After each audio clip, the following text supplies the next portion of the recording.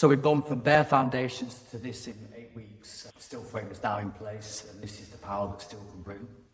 So when we hand over on the steel phase, the steel structure is now complete. The building skeleton is in place. You can see, in terms of from the client's perspective, this is probably the emotional peak. The client can see the structure in place. They can see the space the house will bring.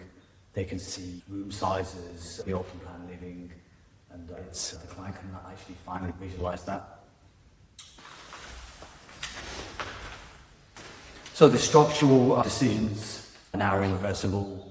Everything's built on top of the steel frame. So once the steel stage is now complete, the real build continues.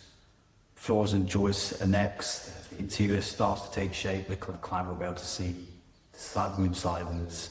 And then now the steel structure is up, the fast stages of the build can start, trades can come in, the structure is set, trades can move at pace. The next phase is the floors and joists. This is where the building really starts to come together. See you in the next one. So book a private appointment at our show home to see the quality of our work. Links are in the description.